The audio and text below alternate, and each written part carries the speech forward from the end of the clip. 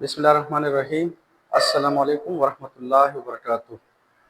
My dear students, I am Dr. Mateen, Department of Physics, Islamia College, Peshawar. Uh, देखिए, it is the same series and we are in chapter number 3 whose name is Force and Motion, and we have to focus on tips and tricks. Okay, we have to study the related tips and tricks which are used in MCQs, especially in physics. तो आपको पता है, शुरू lectures में हमने पढ़ा था कि फिजिक्स में सबसे इम्पोर्टेंट चीज़ क्या है? Formula. So we will have to stress, we will have to focus on the formula. ठीक है. We have to study, पहले we are going to summarize linear momentum, impulse and conservation of linear momentum.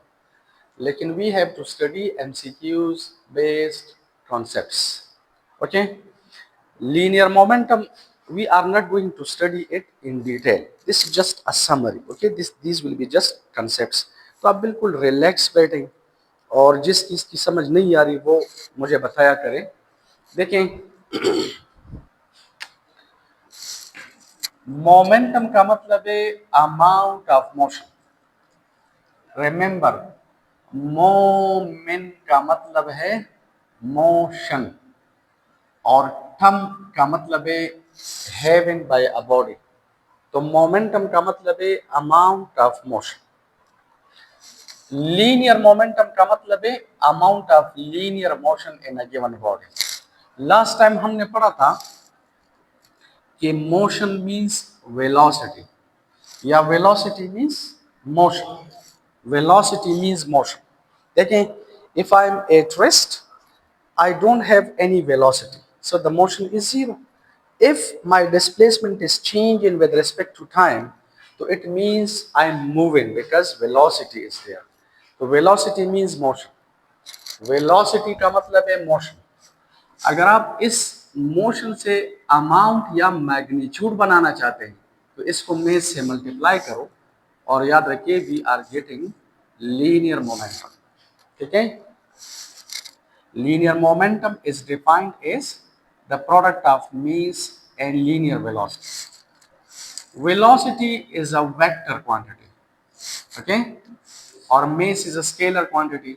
तो हमने बार बार पढ़ा है कि जब आप किसी वेक्टर को किसी स्केलर से मल्टीप्लाई करते हैं तो ये स्केलर इस वेक्टर के मैग्नीट्यूड को सिर्फ डिस्टर्ब करते हैं, डायरेक्शन को ना. Therefore we are getting back a vector quantity in the same direction. Linear momentum को लीनियर मोमेंटम इसी सेंस में कहते हैं because it has got a direction along the direction of linear velocity. The direction of linear momentum is along the direction of linear velocity. Therefore, this is called linear momentum. So, linear momentum is the product of mass and linear velocity.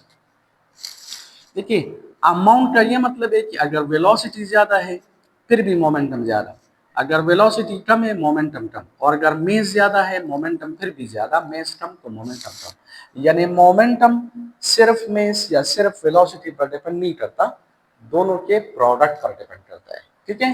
तो this is called linear momentum because its direction is along the direction of linear velocity.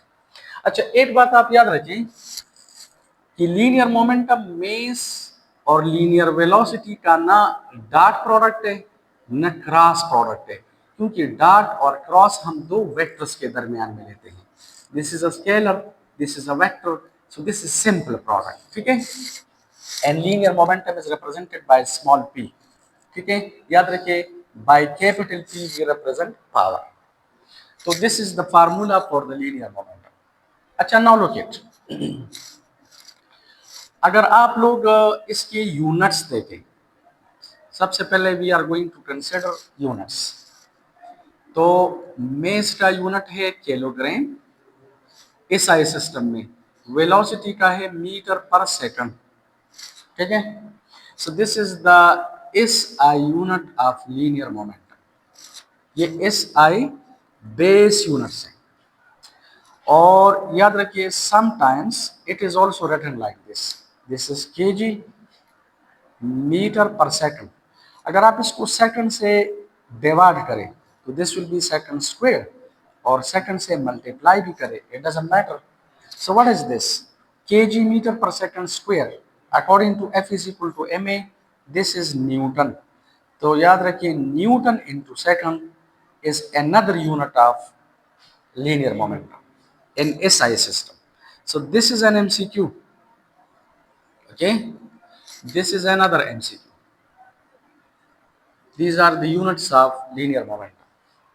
Similarly, अगर आप linear momentum के units CGS system में देखें तो CGS system में mess का unit है ग्राम और वेलोसिटी का है सेंटीमीटर पर सेकंड।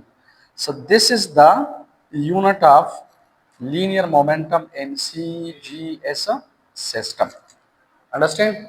और अगर ये प्रोसेस आप इसके साथ करें, and this is an MCQ, this is an MCQ, ठीक है। आप ऐसा करें कि इसको अगर आप सेकंड से मल्टीप्लाई करें और नीचे डिवाइड भी करें, तो हमने लास्ट टाइम पढ़ा था F is equal to M M में, सेकंड लॉ ऑफ मोशन में हमने पढ़ा था व्हाट इज दिस?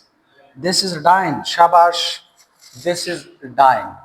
तो याद रखिए dyne into second is another unit of linear momentum in CGS system, and this is another MCQ, ठीक है। इसी तरह अगर आप FPS सिस्टम में देखें तो FPS सिस्टम में देखिए we can write like this, linear momentum is mass multiplied by linear velocity, so we can write mass का यूनिट है FPS सिस्टम में स्लग। If you remember, एक स्लग में 14.6 kg आर देयर, ठीक है, previous lectures में हमने पढ़ा है। और वेलोसिटी का यूनिट है फुट पर second. So this is the unit of linear momentum in FPS system. This is an MCQ, ठीक है। और अगर आप इसके साथ वही प्रोसेस करें slug and this is foot, second से मल्टीप्लाई करो, सेकंड से डिवाइड करो, according to F is equal to ma, what is this? This is pound, shabash, this is pound, and pound is the unit of force in FPS system. तो ये हमारे पास है another unit, and this is another MCQ of a linear momentum, ठीक है। अब MCQs में इससे related लिखता नहीं हूँ, फिर ये वीडियो बहुत ज़्यादा बढ़ जाते हैं, लेकिन लुक एट, अगर MCQs में आ जाएं कि which of the following are the units of linear momentum, which of the following are the units of linear momentum, मसलन ऑप्शन ए में लिखा है KG metre per second square, अगर बी में लिखा है ग्राम सेंटीमीटर पर सेकंड स्क्वायर, अगर सी में लिखा है कि slug, this is slug foot पर सेकंड स्क्वायर, ठीक है, सॉरी पर सेकंड, दिस इज पर second, KG metre per second, gram centimetre पर सेकंड, स्लग फुट पर सेकंड। और अगर डी में लेके ऑल ऑफ देम, तो याद रखिए ऑल ऑफ देम। अगर इस तरह एमसीक्यू आ जाए which of the following are the units of linear momentum, तो all of them, this is MCQ number 1। Number 2, अगर इस तरह एमसीक्यू आ जाए which of the following are the SI base units of linear momentum, SI base units of linear momentum, तो फिर आप देखिए ऑप्शन ए सही है, ये SI भी है और बेस यूनिट्स भी है। अच्छा, अगर इस तरह एमसीक्यू आ जाए which of the following are the CGS units of linear momentum, तो फिर हमारे पास ये बी सही है। अगर इस तरह आ जाए कि which of the following are the FPS units, तो फिर हमारे पास ये वाला सही है। तो ये असल में 4 एमसीक्यूज है, ठीक है। सिमिलरली अगर इस तरह आ जाए which of the following are the units of linear momentum, for example लिखा है ऑप्शन ए में लिखा है न्यूटन इंटू सेकंड, बी में लिखा है dyne into second, dyne into second, और सी में लिखा है पाउंड इंटू सेकंड, और डी में लिखा है ऑल ऑफ देम। तो लुक एट द कंसेप्ट। देखें, अगर इस तरह जाए, which of the following are the units of linear momentum, तो all of them. Clear? Number one.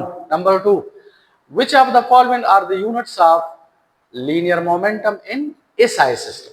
ये SI यूनिट है, SI बेस ना, ये SI भी है बेस भी है और न्यूटन डेराइव्ड है, तो ये SI यूनिट है, बेस ना, ये बेस है। तो अगर कहते हैं कि SI सिस्टम में तो ये वाला सही है, अगर कहते हैं CGS यूनिट्स कौन से हैं तो ये वाला सही है, अगर कहते हैं FPS कौन सा यूनिट है तो ये वाला सही है। ठीक है, तो ये भी असल में 4 MCQs है। ठीक है, so these are the different units are the various units regarding linear momentum. अच्छा, नाउ हमारे पास एक फार्मूला है कि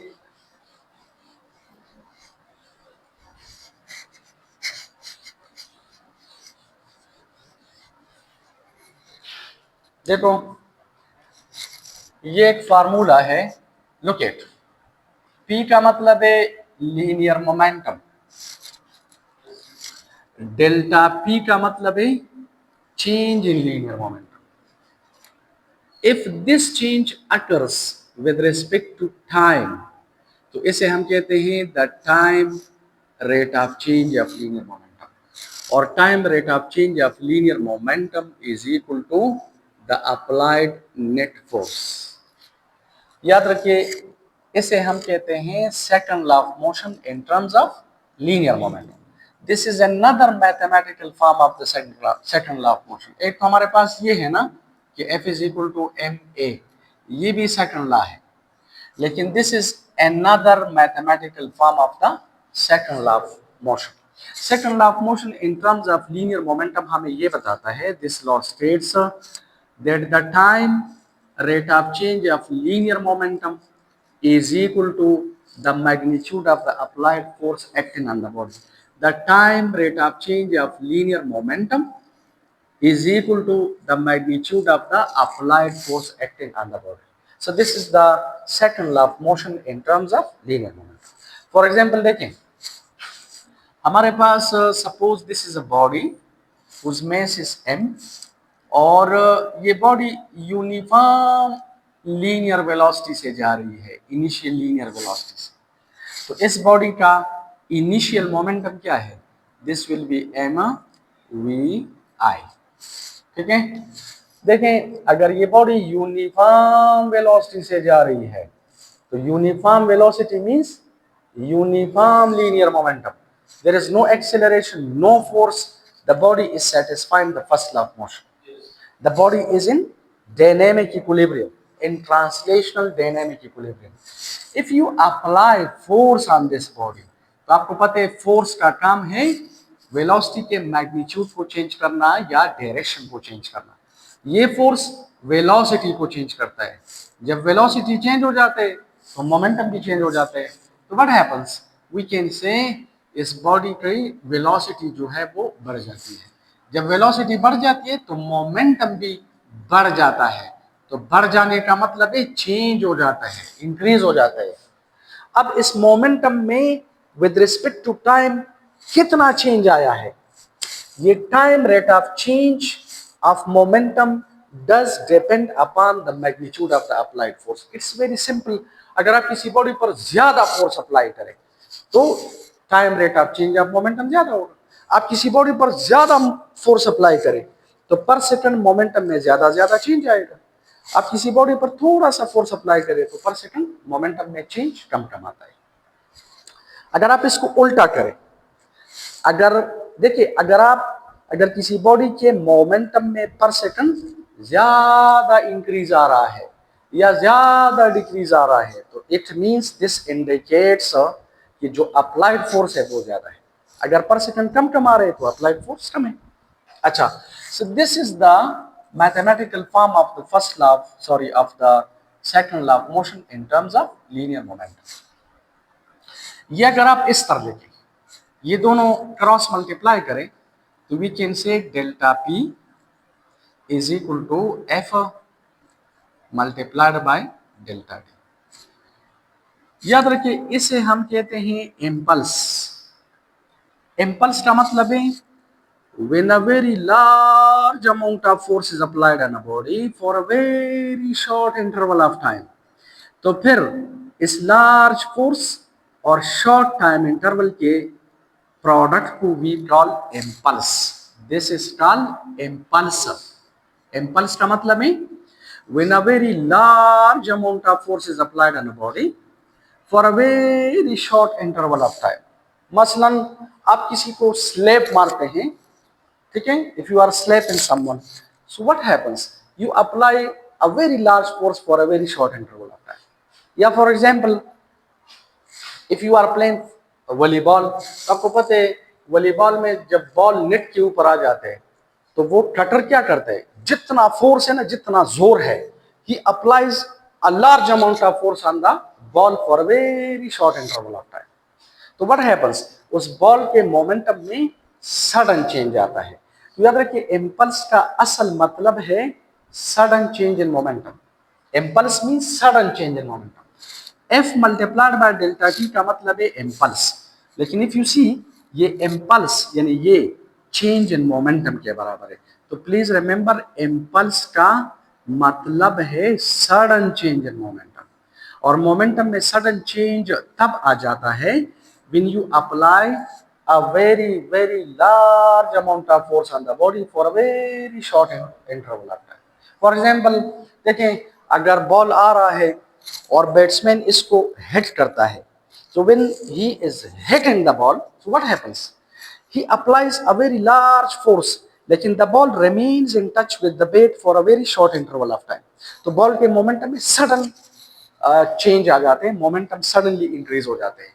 तो इम्पल्स का मतलब है sudden change in momentum. Dimensionally, याद रखिए this is an MCQ, dimensionally impulse और मोमेंटम या change in momentum are the same.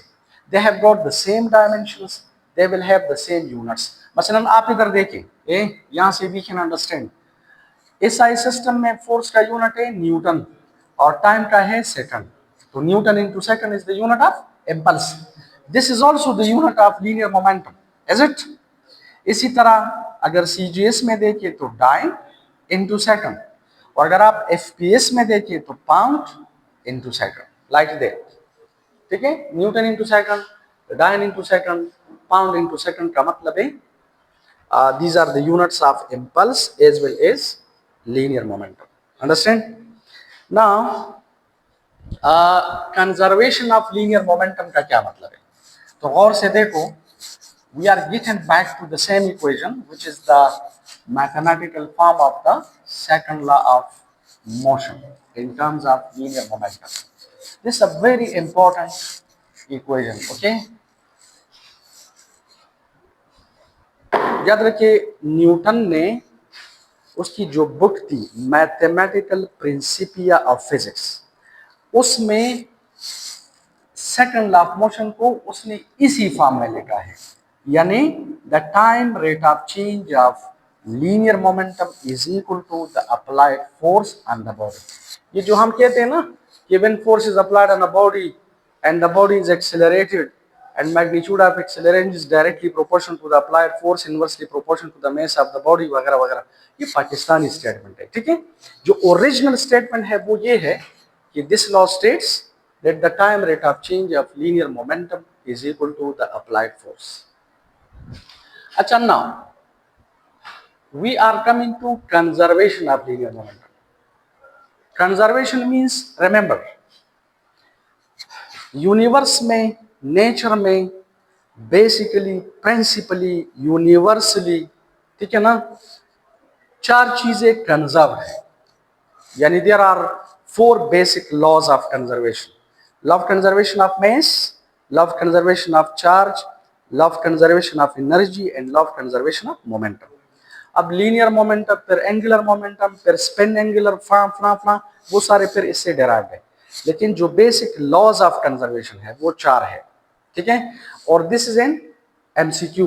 कभी कभार आ जाता है कि the basic laws of conservation in the universe या इन नेचर या इन फिजिक्स, ठीक है, तो वो है 4, लिखा बोलते हैं 1 2 3 4, तो 4 बेसिक लॉज है, ठीक है।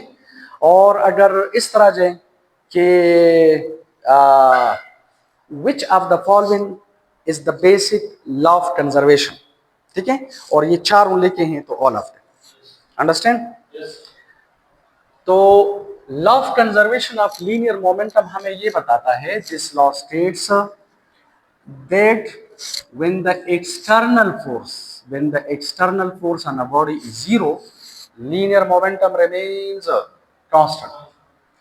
कभी कभार हम कहते हैं this law states that the linear momentum of an isolated system remains constant. तो isolated system का मतलब है जिस पर कोई external force ना हो, external forces अगर negligible है, the system is said to be isolated. तो याद रखें जब आप आइसोलेट लफ्ज लिखें तो फिर external force is equal to zero की जरूरत नहीं है। आप कहते हैं एक्सटर्नल फोर्स अगर जीरो है तो फिर आइसोलेटेड लफ्ज की जरूरत नहीं है।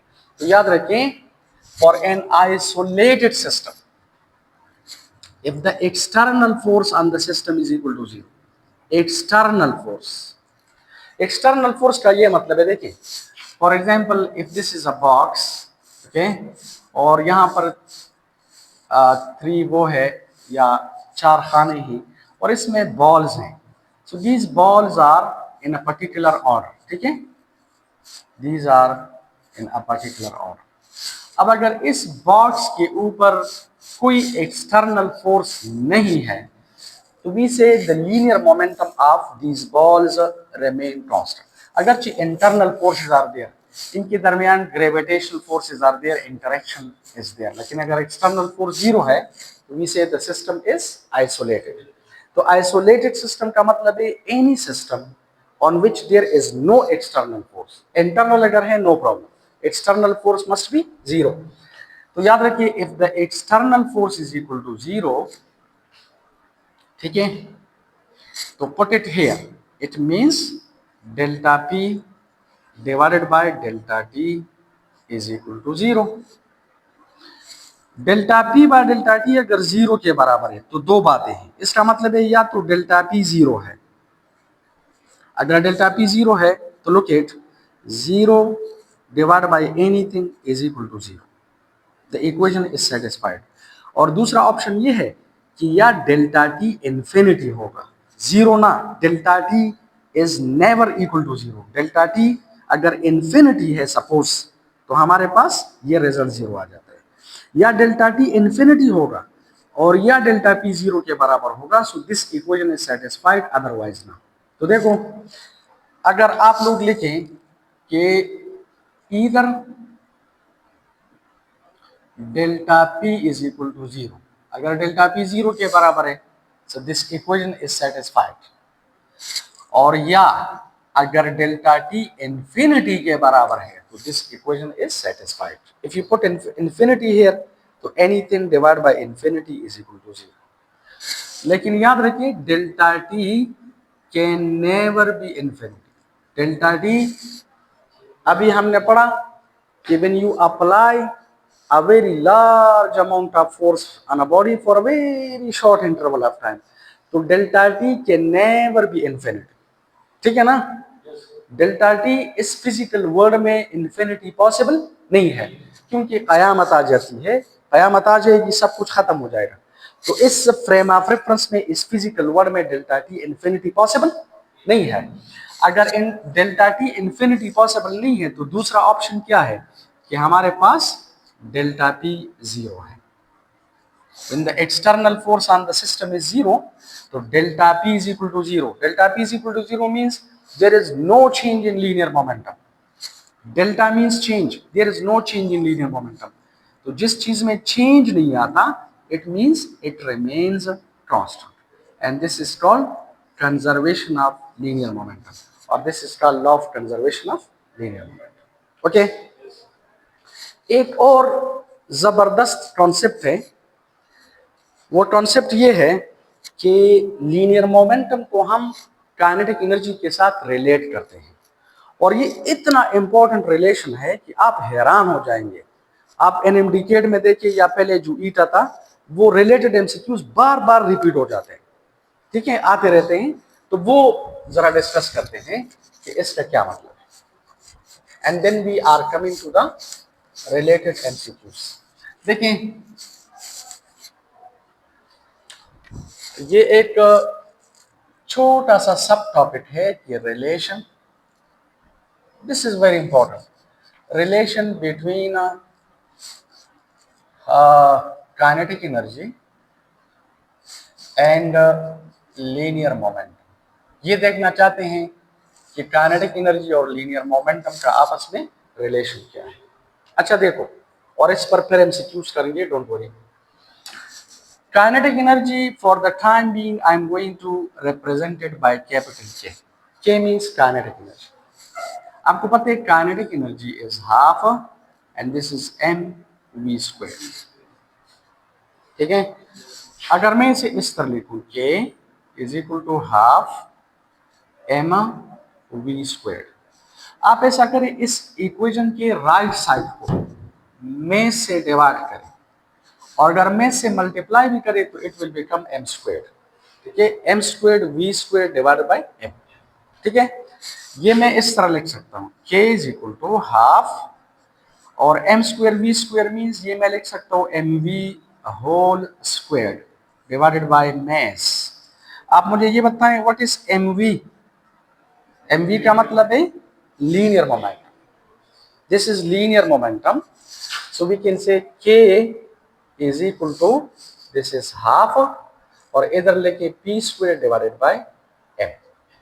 This is a relation between kinetic energy and linear momentum, ठीक है। जिसे हम आम तौर पे इस तरह भी लिख सकते हैं, आम तौर पे इस तरह लिखते हैं, P square divided bye 2m।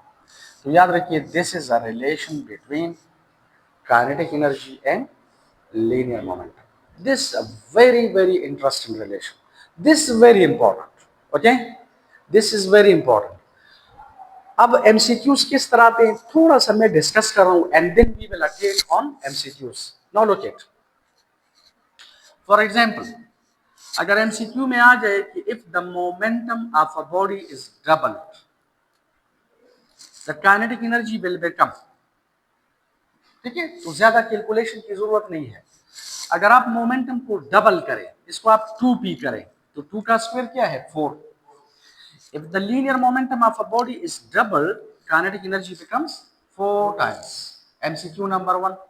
MCQ number 2, अगर आप इसे ट्रिपल करें तो it will increase 9 times, because 3 का स्क्वायर 9 है।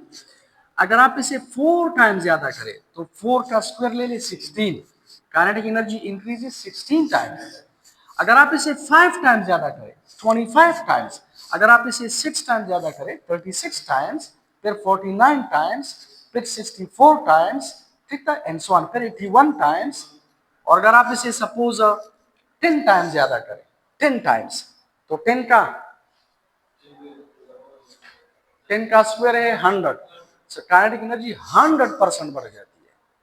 अब अगर इस तरह का एमसीक्यू आ जाए कि for which of the following values of linear momentum the kinetic energy of the body increases 100%, तो याद रखिए when p is equal to 10, ठीक है, when p is equal to 10 p, so kinetic energy increases 100%। 100% का मतलब है कि अगर ये पहले से 2 जूल थी तो it will become double, it will become 4। अगर ये 8 जूल है तो इट विल बिकम 16। अगर ये 10 जूल है इट विल बिकम 20। अगर ये सपोज 100 है इट विल बिकम 200। क्लियर? अच्छा, नंबर 1 तो ये, number 2, now we play another game, another mathematical game. This equation can be written as p square is equal to 2m multiplied by k. And in other words, p taking square root on both sides, so I can write this equation like this. Okay, this is also a relation between linear momentum and kinetic energy.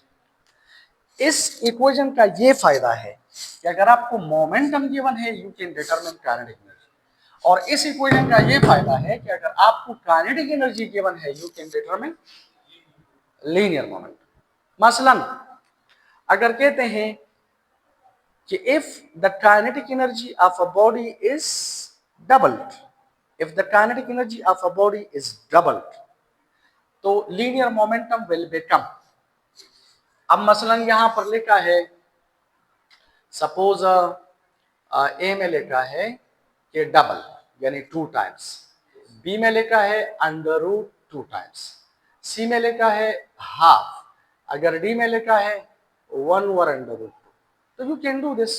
आप लोग देखें, suppose if I write like this, P dash is equal to 2m and this is K dash, तो अगर आप के dash को double करें, 2 के करें, so what about p dash? I can write 2m and this is 2k, clear? तो आप इन दोनों को मल्टीप्लाई ना करें, otherwise then you will be confused, so I can write it like this. ये जो 2 है इसे इस तरह सेपरेट लिखो, और बाकी जो 2mk है इसे इधर लिखो। सो देखें, p dash is equal to under root 2mp, यानी अंडर रूट 2 टाइम्स मोमेंटम जो है वो बढ़ जाएगा। If kinetic energy of a body is double, तो मोमेंटम अंडर रूट 2 टाइम्स बढ़ जाएगा। अच्छा, अब देखें, इस तरह आप इसे कर सकते हैं। if you say like this, if the kinetic energy of a system या body increases by 4 times, अगर आप ये 4 टाइम्स ज्यादा करें तो 4 का स्क्वायर रूट 2 है, so the momentum will be double. कभी कभार इस तरह जाते हैं कि for which of the following values of kinetic energy the momentum of a body is double, तो नीचे लिखा हुआ होगा 3k, 4k, 2k, k/2, k/3, like this. तो देखिए, यू कैन से 4k। अगर आप इसे सपोज आप इसे 9 टाइम्स ज्यादा करें, तो 9 का स्क्वायर रूट 3, अगर ये 9 टाइम्स आप बढ़ा दें, मोमेंटम बिकम्स ट्रिपल। अगर आप इसे 16 टाइम्स बढ़ा दें, इट विल बिकम 4 टाइम्स। अगर आप इसे 25 टाइम्स ज्यादा करें, इट विल बिकम 5 टाइम्स। ठीक है, अगर आप इसे 36 टाइम्स ज्यादा करें, it will become 6 times and so on. ठीक है, so many MCQs are possible. और याद रखिए, कभी कभार इस तरह जाते हैं कि अगर किसी बॉडी का मोमेंटम आप 20% ज्यादा करें, इससे रिलेटेड एमसीक्यूज पढ़ेंगे, तो काइनेटिक एनर्जी में कितना परसेंट इंक्रीज आता है, या 20% कम करे तो कितना डिक्रीज आ जाएगा। अब इसे 40% ज्यादा करें, 10% ज्यादा करें या कम करें, तो काइनेटिक एनर्जी में कितना इंक्रीज या डिक्रीज आता है। या आप इसे उल्टा करें, काइनेटिक एनर्जी अगर सपोज आप 100% ज्यादा करें, what will be the increase, percentage increase in linear momentum. अब इसे 300% ज्यादा करें, इसमें कितना आ जाता है। आप इसे 400% ज्यादा करें, इसमें कितना चेंज आता है। आप इसे सपोज 50% ज्यादा करें, इसमें कितना इंक्रीज या डिक्रीज आ जाते हैं। तो so many MCQs are related to this very important relation. Okay, so now we are going to study some MCQs.